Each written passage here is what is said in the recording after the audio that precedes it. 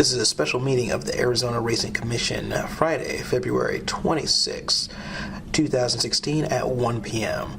We are at 1110 West Washington, Suite 450.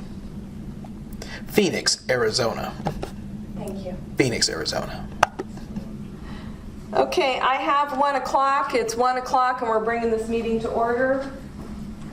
Mr. Gray, would you like me to do a roll call? Yes, please. Mr. McClintock? Here. Mr. Gray?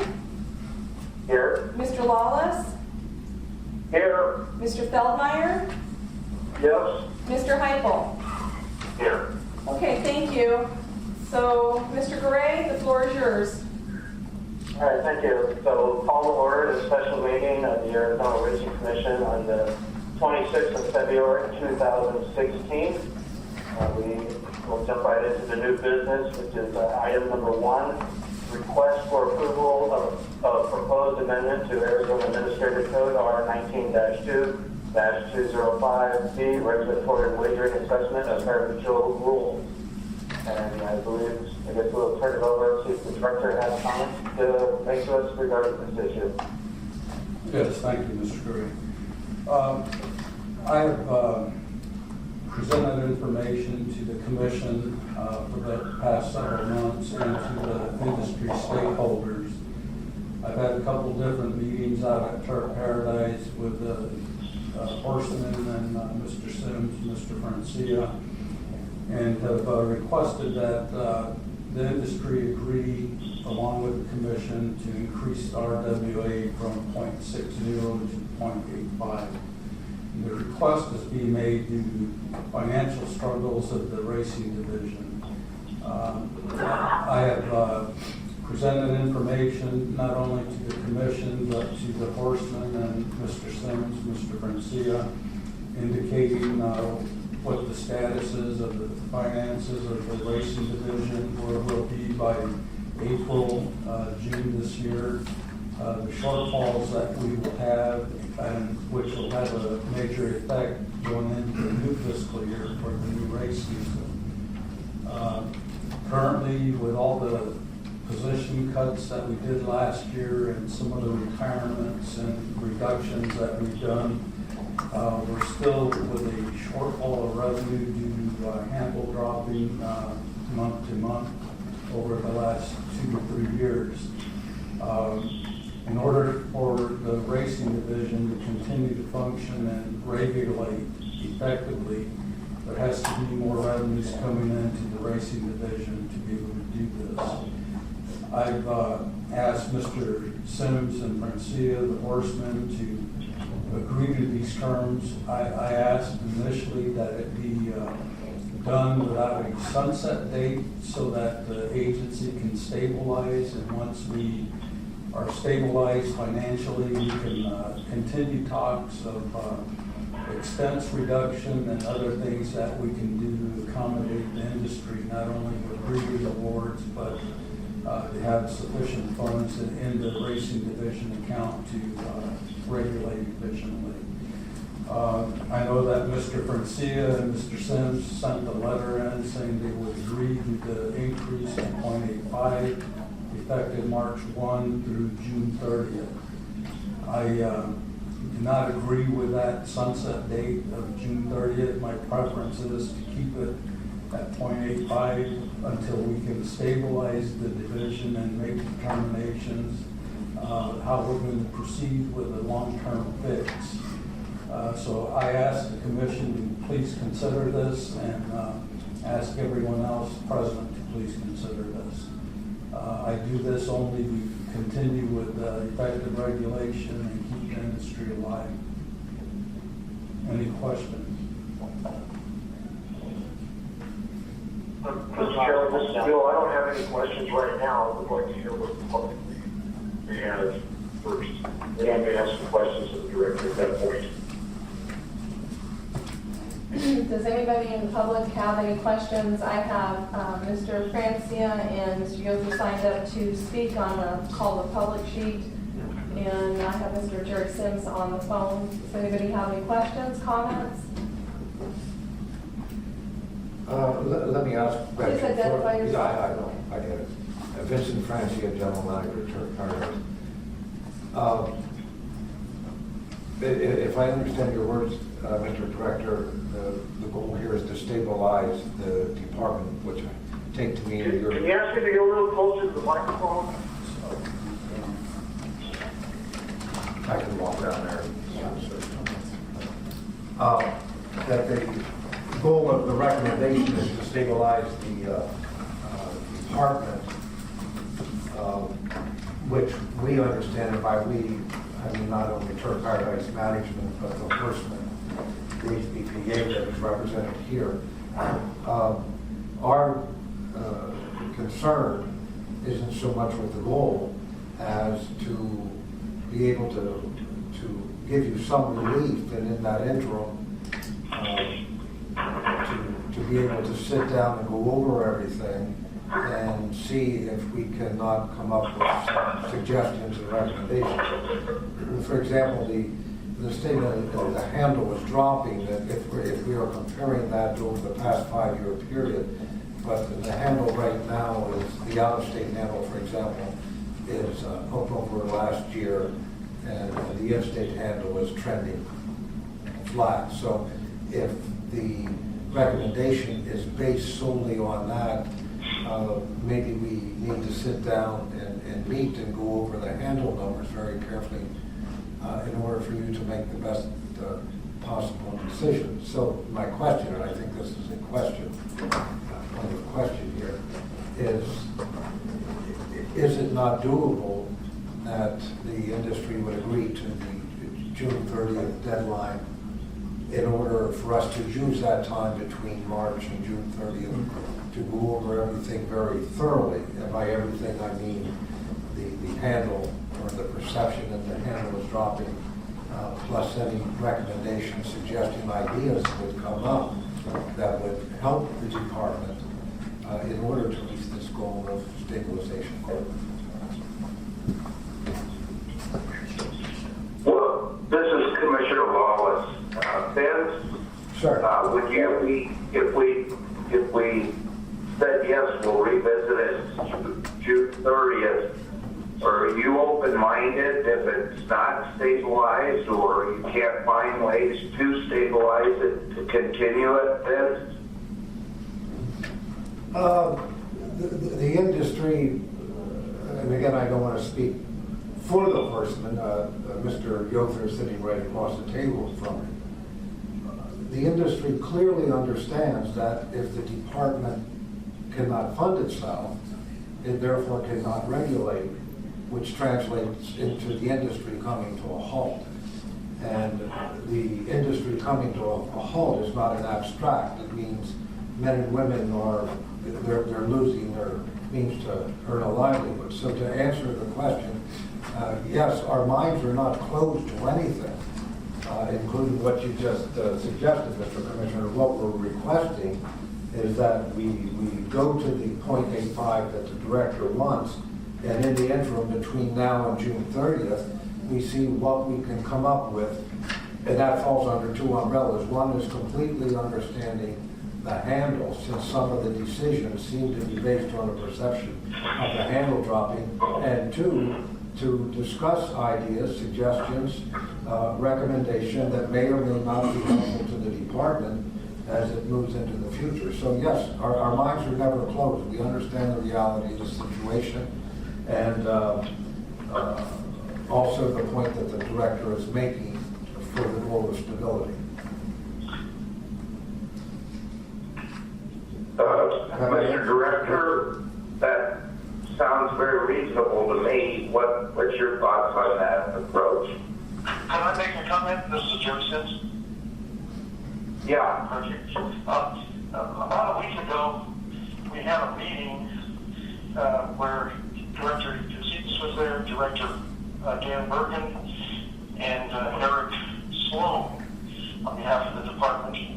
And what was asked of us was that we have a meeting, and Director Bergen and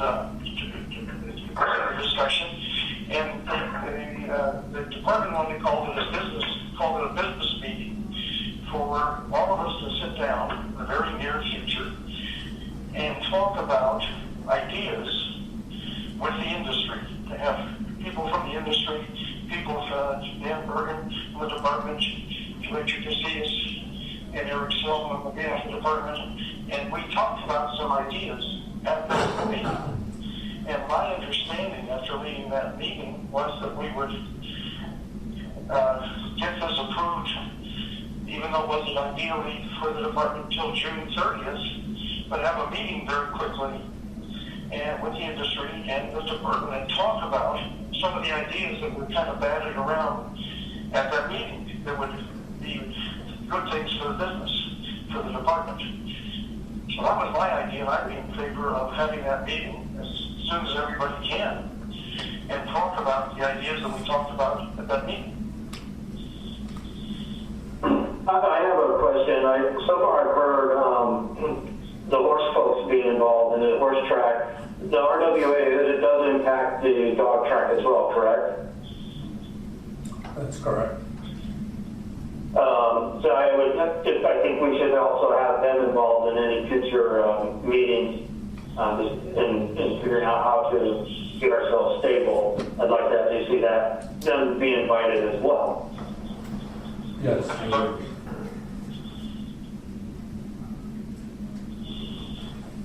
To address Mr. Sims' comments regarding the meeting with Eric Sloan and Mr. Bergen, that did occur, and we did offer up the opportunity to have follow-up meetings to try to come up with some remedies, long-term remedies. However, as everybody's very well familiar, that state government moves slowly. We talked about some issues about possibly furloughing horse racing employees from the division during the summer. We talked about maybe even terminating some of those employees and making them seasonal employees and replacing them with contract employees where the state did not have to pay benefits, insurance, and retirement and what have you, which could be cheaper for the division to do it that way. However, it's not an instant thing that we can accomplish. One thing of major concern with contract employees is that the Department of Administration has contracts for such type of employee. However, those employees are required to get personal insurance, which is at least $1 million coverage, which is very expensive for somebody doing seasonal work. The other part of the problem is that if we were to waive that insurance provision in the contract, the division would be liable and risk the potential lawsuit of any contract employee getting hurt out at the track by one of these horses. So there's a lot of problems that could occur. There's a lot of things to consider. It's not something that we can make an immediate decision on. There's a lot of things to consider here. So this is not going to be a short-term fix. I'm looking at lots of discussions, figuring out how we can do this best. And in the meantime, if the industry is going to continue, I need to have sufficient revenues to accomplish that. And we went through the same thing last year, doing Band-Aid work, sunsetting the RWA, and we're back in the same position we were last year. So I'm trying to accommodate the industry, but yet regulate the industry if we're obligated per state statute. And, you know, quite frankly, this is getting very difficult where I don't feel like I'm getting much cooperation from the industry or the commission on this. Mr. Director, Commissioner Roy, if we were not to set a sunset clause, would we be getting at every meeting an update where we're standing, and if things start looking better at some point in time, we could then look to adjust it back down? That's exactly the case here. That's what we do every year. We look at our budget monthly. When we get to the point that we're getting concerns regarding the budget, I verbalize those concerns. As you can recall, we talked about it at several commission meetings back. I pulled Mr. Sims out of a meeting at Turf Paradise half a year ago and told him we were getting to a point of concern. And here we are again, discussing the same Can I issues. comment? This is Jerry Simpson. That's quite correct. What we learned at this last meeting is that the department or the division went from 42 employees down to 28. They're cutting to 14 people. In addition, Director Casillas and maybe 5 others have their pay split now between racing and gaming. So I left that meeting thinking that, and we had some questions. We wrote some questions about understanding, because when the actual numbers came back to us, we analyzed them. It only showed $115,000 worth of cuts. So we were a little bit startled. We didn't get those numbers until we sat down in that meeting. Didn't have time to analyze them at all. And then I thought the idea also from that meeting was that Director Bergen said that maybe, of course, the legislation, there's still the legislative session is still in session, that maybe something could be done, adding on to a bill, an existing bill or something, where he thought that if the regulations were changed, he could tear down and not have to have as much requirements on them. I thought after that meeting we were going to sit down and talk about those ideas, and that we would do this through June 30th. So that would force us to all sit down and work this out. But we really don't have an understanding of the 14 employees, and we're only showing $115,000 on an annual basis of cuts. You've got to remember, as we look at it, and remember, I'm not trying to be critical. I know you've got there's a division you're running, and there's a lot to do. But this is the same budget that is when Gadify was in existence, and the department had to regulate Gadify and have staff up there. So the budget's never changed from that time. So that's our concern, is to understand it better. We had those questions after the last meeting that we wanted to get responses to and understand it. And I think the department needs to understand the handle better. From what Mr. Francia was saying, so that everybody understands. I think we could sit down in the meeting and it would get us to the table knowing that we have that October 30th. Also, as I recall from that meeting, come July 1, there's $160,000 of rent that no longer has to be paid for the second floor. That goes away. That is true, Mr. Sims. However, the Division of Racing is obligated to pay rent space on the 4th floor with the Department of Gaming. They don't get to remain there without paying anything. They're taking up space not only in workspace, but also in storage and everything else. So they're obligated to pay for that, just like the Division of Problem Gambling pays for space up here. So what you're saying is there would be a reduction of the 160, but then there has to be something added for the... That is correct. So it's not a net savings of 160. That's correct. Okay, but it's still a dropping off of a chunk of overhead starting July 1. So I think that seems to be a pretty magic date. It's the end of the fiscal year. It gives us time to sit down between now and then. But we've got horsemen, not to mention what we just went through with this virus and what that does to horsemen. And we're the minor part of that problem, but suffering with the horsemen. They have huge problems here with them, and we need to understand the budget better. If there were 14 less people, we don't understand why it only shows that small amount of cut. So anyway, I would, those are my, I suppose after we left the meeting, I thought we were going to sit down. In fact, it was the department that asked for that meeting, and I thought, good idea. Well, one concern I would have is we did set a sunset clause. I don't think the commission was scheduled to meet in June or July. I believe that the commission does not have a meeting scheduled for July and August. I believe they have one scheduled in June. Okay. What about this Commissioner Wallace? Lois, what about if everybody goes full steam ahead? We don't put a hard sunset on it, but we agree to discuss and possibly take action in June, depending on what the two parties find out numbers-wise and what their plan of action is.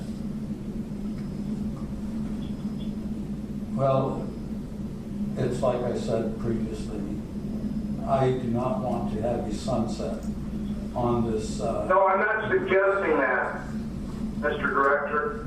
I'm not suggesting that we put a hard and fast sunset, but I'm saying it'll stay at 0.85, but we revisit it in June, and as concrete decisions have been made, we can talk about timing for when we can reduce it then. I agree with that.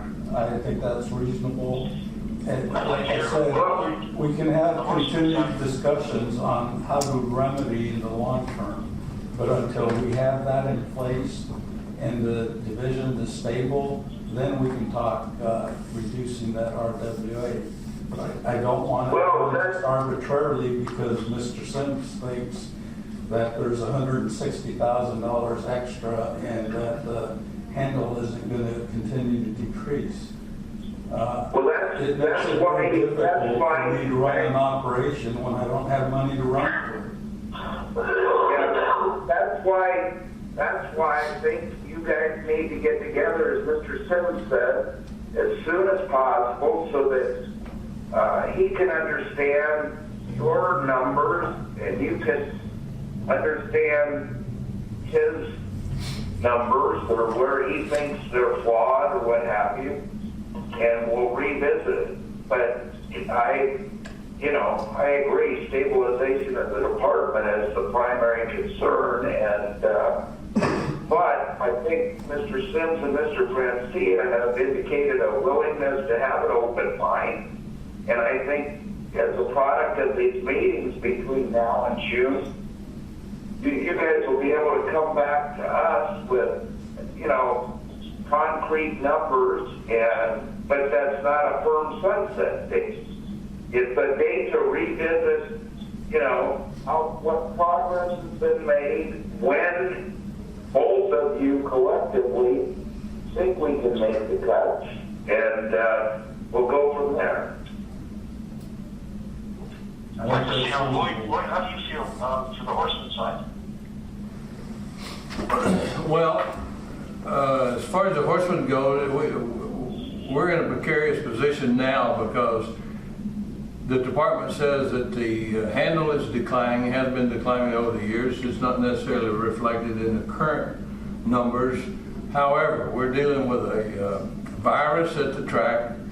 We meet on a daily basis to address those issues without getting into all of the detail on it. One day we let horses in and out, the next day we can't let them in and out because of the different situations at the track with the virus coming back up. And we're in a position now that we're meeting again tomorrow at 10 o'clock to decide what happens as far as, right now we're letting horses leave. Horses can't come in until next Wednesday after the 7-day quarantine on the current horses that came in to the receiving area in isolation. Which means if we have to run the track with current horses without letting horses in, our handle is going to continue to decrease. The fields are going to be shorter. Consequently, there's nobody going to be wagering on our off-track or out-of-state betting. And it's a serious situation where the 8.5% may not cover what you need to get covered at this point in time. So the horsemen, our half of the RWA comes out, Jerry pays, the management track owner pays half of it. We pay the other half, meaning we, the horsemen, comes strictly out of the purses, nothing else. Our purses are pathetic compared to some of the other tracks in the country because of what we know as gaming and additional revenues and additional forms of gaming. And the revenues coming from that. But as far as we're concerned, I don't know if we can survive to take, if we go to the 8.5% and the purchases continue to drop and we lose out-of-state handle, I don't know that we can, I don't know. It's either you guys put us out of business or we put ourselves out of business by agreeing to it. I think, this is Vincent Franchi again for the record. Mr. Director, the industry is and wants to cooperate with you. When this whole RWA thing came up several years ago because of a previous governor, we were always under the assumption, and led to believe at the time, that this was a temporary situation in order to help out the state. Now it's morphing into a permanent situation and raising it again now to 0.85. And I understand your goal, but there's no assurance here with us in the industry that it would not, yet another raise would not be requested. And there is simply a limit to what we can do. When money is taken out of the track, that is possible. When it's taken from the horsemen, that's their purses. But one thing both Lloyd and I are in agreement on, we don't want you under stress. I don't want the young man sitting next to me, Mr. Stiles, under stress. He's a personal friend, nor do I want any of your employees under stress. But this type of stress is something that can be addressed because it's numbers. We can look at them, analyze them, and make recommendations and come up with ideas to see if we can't get this number down, while at the same time giving you the stability that you see. On the other hand, like Lloyd just mentioned, the stress that we are under right now at the track, at least numbers you can see. We cannot see the stress that we are under at the track. This virus is insidious. We don't know where it's going to strike next. A horse came in from California, supposedly a clean state, infected. We're right back almost to where we started from. If we get through this race meet with our horsemen and our track intact, I'm going to have to thank some sort of supreme being out there, because this is just beyond anything that any of us have ever faced. And we know what the situation is in Sunland Park, how it got out of hand, and the situation you're in. So the point I'm trying to make, the stress of facing a virus that we cannot see is putting stress on us. But this is the stress of numbers. You need a certain number in order to feel the department is stabilized and you are stress-free. So we're not unsympathetic. We want to be cooperative, but at the same time we're saying there is a limit to what we can do. Absolutely. Because every time the horsemen have to ante up something, or we have to ante up something, that's less purse money, which affects our horsemen.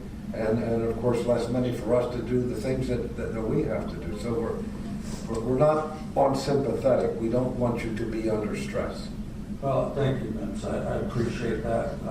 As everybody, I share in that same feeling. And I did not know that there was a corresponding of some number that was not already figured in for the current branch. So I understand that when you said that. It's the first time I had heard that. But there's some savings. I would like to recommend that we have a meeting while everyone's here. We plan a meeting that everyone's schedule and can accommodate, and get busy on these ideas, getting answers and coming up with some ideas.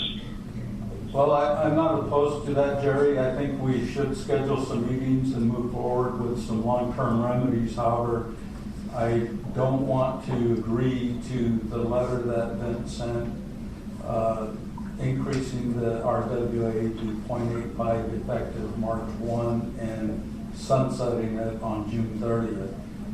I agree with Tom that if we monitor and let it go and continue until we get the long-term fix, we can accomplish a goal. Well, I'm okay with that, but what we need to do, Director, you can hear the problems in the room. So I'm trying to speak to them because we hear them at the track from the horsemen. We feel it, we understand it, and their problems manifest themselves there in less field size and so on. But if we can get some understanding of the cuts that have been made and some business ideas, how they translate into dollars, because we're still at a loss not understanding why the budget is still what it is when there's no Yavapai.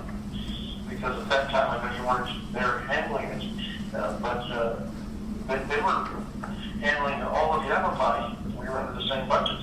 It's just, with all the cuts, we'd like to see how that translates. We really don't understand it.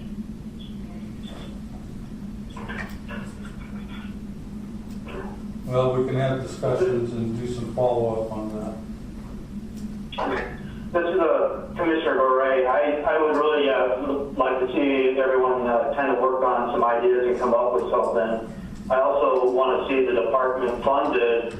And personally, I think if we did not do a sunset, I would still like to have it on the agenda in June to discuss. So if things are looking good or some ideas that come up, we could maybe at that point in time, entertain lowering it or at least to give them an idea of when we could possibly entertain lowering this. It's going to be painful for everyone, and everyone kind of needs to know when there might be an end date in sight. This is going to be hard for everyone, I believe. I'd be in favor of that. I just, maybe there's a number when we look hard at the numbers and think of ideas. Maybe it doesn't have to be, this is 40-some% increase. It's a 40-some% increase. Maybe there's, do that for today. And just like you said, with a meeting scheduled in June, under the director's thoughts about no sunset on it, but gives us some serious meetings where we really can hammer out and understand the problems of the department running it and where there might be some room to make some understanding, maybe further changes. I can live with that.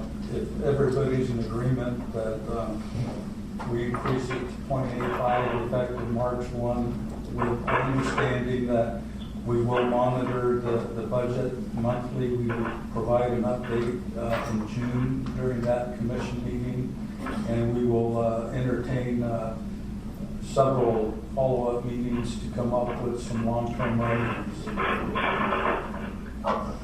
Maybe we can have some dates for some meetings. Probably Lloyd travels, and I know you're director, you've got a crowded schedule, and depending on Director Bergen is going to be there or not. But maybe we can line up your calendars while you're there. Mr. Mayor and I will fit in, and we want the dogs to be included. So we can take and accommodate the schedule and get something maybe even for next week where we can all start to sit down and start to talk. Yeah, absolutely. We can do that, and I will have either Sherry or Vicki, depending who's available, since everybody's getting sick nowadays, coordinate that and check everybody's calendar and see when we can accommodate these meetings. Very well. I have one other comment if I may. This is Lloyd Yother, President of HPPA, Horsemen's Group. We can probably, we can agree to it, but I don't know how far we can get. We can probably manage the next 2 months of live racing at the 8.5%, but sometime between now and June or sometime over the summer, we have to come up with something. And the department's not going to go away. Racing doesn't want to go away, and we've got to come up with something, and it looks to me like the only way we're going to do that is through the legislature or the ninth floor, and that's going to take time. So all I can say is put you on notice that we can agree to this, but we do need to have some serious conversation and see what we can do. First of all, I don't see how you can, if that's what it takes you to operate, how are you going to decrease it in the future? I mean, if it takes X number of dollars to operate between now and next October when the race meet starts again, unless it's building a fund over that period of time, I don't really see a solution to this problem. We're just kicking the can down the road, so to speak. Well, I've got a list of 6 items to talk about for these future meetings on reductions and other possibilities. So I put my thinking hat on for the last few months, and I've got a list already going. Okay, great. So can we proceed with either vote or verbal agreement from the commission. Oh, we need a vote. I'll make a motion that we increase the RWA to 0.85 with no sunset, but with the firm commitment of the department and the industry stakeholders to sit down in serious discussions and report back to the commission at the June meeting with their findings. I'll second. And who just All those seconded? in favor, say aye. I'm sorry, can I know who just seconded? I know Commissioner Lawless made the motion. Who seconded? Heifel. Thank you. Okay, go ahead. Call for the vote. All those in favor? Aye. Aye. Opposed? Okay, because we're telephonically, I'm going to do a roll call, please. McClintock, Okay. Yes. Gorey, Yes. Lawless, Yes. Feldmeyer. We must have lost him. And Mr. Heupel? Yes. Okay, motion carries. Okay, do we need to call to the public, or has everyone already spoken? I think everybody pretty much spoke. Is there anybody else that has anything they want to add? Nobody's stepping up on that. Okay, the next regular Arizona Racing Commission meeting will be held Thursday, March 10th at 10 a.m. And so at this time, I'll entertain a motion to adjourn. So moved. Second. All right, I want to thank everyone, and knowing all of the players, I respect and I'm confident you guys can come up with a plan, and I look forward to hearing from all of you in June with what we've come up with. Thank you. It's 1:36. This meeting's closed. This meeting's closed. This meeting's closed. This meeting's closed. This meeting's closed. This meeting's